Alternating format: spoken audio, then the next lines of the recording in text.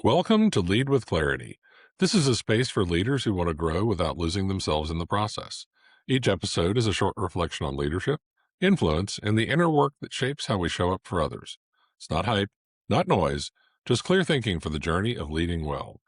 Today's episode is entitled Explain It Simply. Here we go.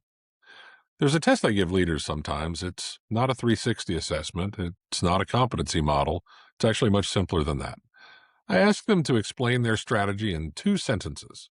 Plain language, no jargon, just say it. Most are unable to do it, and that's worth sitting with for a moment. Richard Feynman said it rather directly when he said, "If you can't explain it simply, you don't understand it well enough." Feynman was one of the most brilliant scientific minds of the 20th century. He worked on the Manhattan Project. He won the Nobel Prize in Physics. And the thing he cared most about, the thing he kept coming back to, was clarity. Not just for audiences, for himself. Here's what I've seen in boardrooms and coaching sessions and strategy offsites over the years. Complexity often functions as armor. If the explanation is dense enough, no one can challenge it. If the framework is elaborate enough, it creates the appearance of rigor. Leaders hide inside complexity, sometimes consciously, sometimes not. But the people who actually move organizations, the ones who align teams, execute well, and build trust, they translate. They take the complicated and make it accessible, not because they're simplifying for others, because they've done the work for themselves. Clarity is not a presentation skill, it's a thinking skill. Here's where people get this wrong. They hear, explain it simply, and they think, speak to the lowest common denominator, dumb it down, make it accessible for people who don't know the space. That's not what Feynman meant, and it's not what this principle is about. Simple does not mean shallow. A 2-sentence strategy can carry enormous depth. A well-constructed metaphor can hold more insight than a 40-slide PowerPoint deck.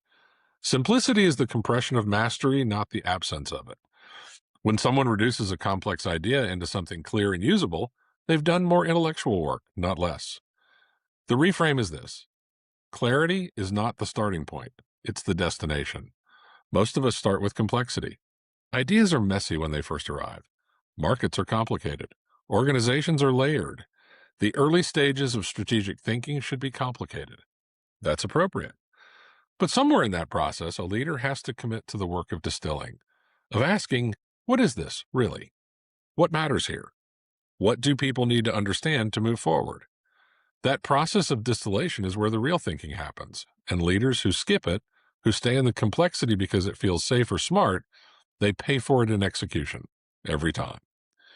Before your next important conversation or presentation, try this. Write the single most important thing you want the other person to leave with. 1 sentence. No qualifications, no caveats. If you can write it clearly, you're ready. If you can't, you're not done thinking yet. The quality of your clarity is a direct signal of the quality of your understanding.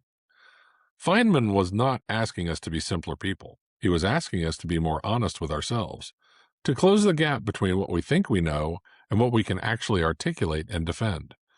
That gap is where confusion lives, in teams, in organizations, and in strategy rooms everywhere. Close the gap. Do the work of distillation. The leaders who create the most clarity are almost always the ones creating the most traction. It's not a coincidence, it's a discipline.